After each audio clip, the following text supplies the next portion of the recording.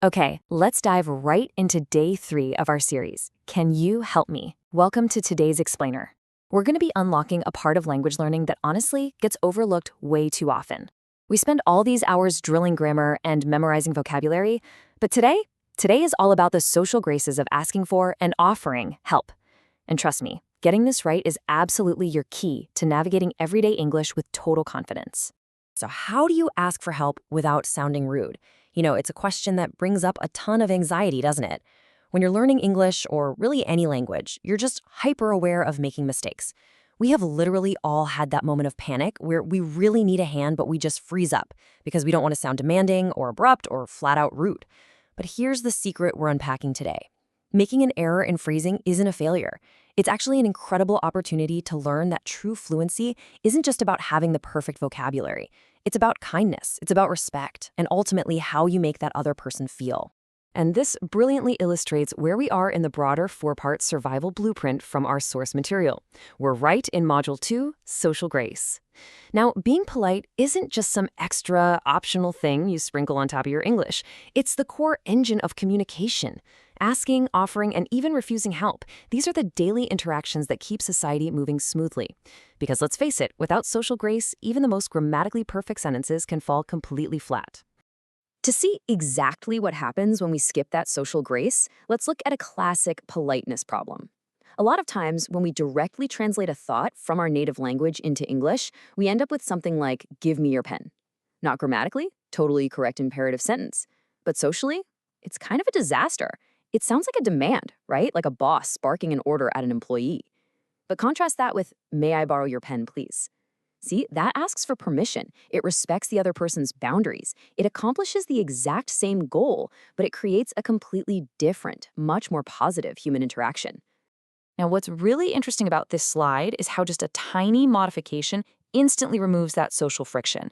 Take the phrase, "help me." Again, it's an imperative.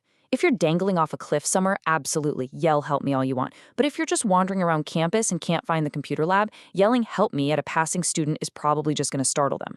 But by simply adding a few words to make it, "Could you help me please?" you instantly transform an urgent command into a polite, respectful request. It prevents any accidental rudeness, and it literally makes the listener want to step up and assist you.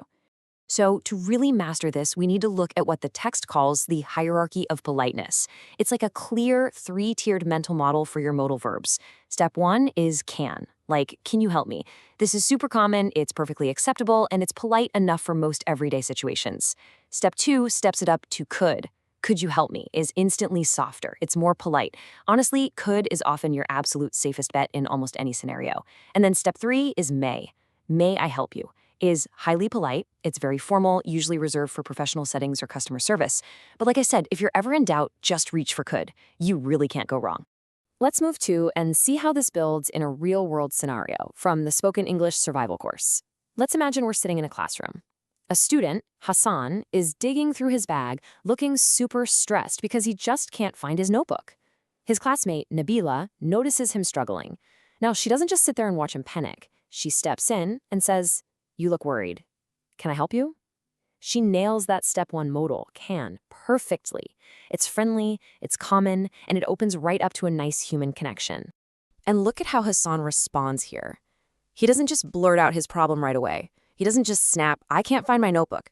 Instead, he gracefully accepts the social hand she's offering. He says, "Yes, please," just those 2 words. They're polite markers. They acknowledge Nabila's kindness before he even gets into his actual problem. It's just a really beautiful, simple exchange of mutual respect that keeps the whole classroom environment so incredibly supportive. But what happens when you don't actually need the help?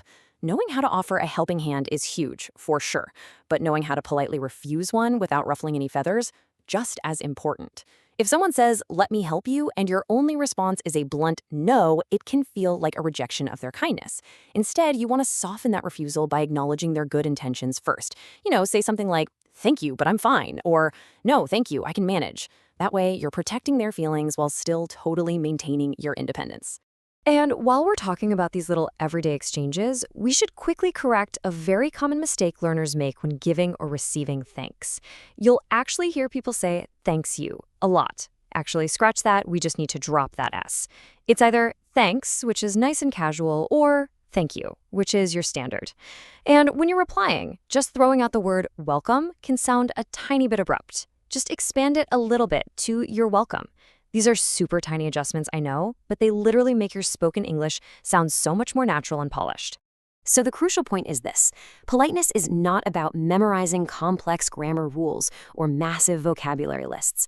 It really often boils down to the 5 magic words: please, thank you, you're welcome, excuse me, and sorry. These 5 words are literally the ultimate universal glue for everyday survival English.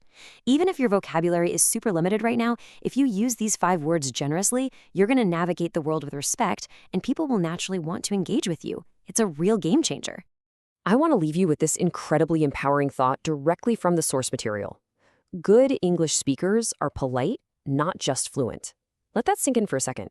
You do not need a massive vocabulary or absolutely flawless pronunciation to be considered a good English speaker.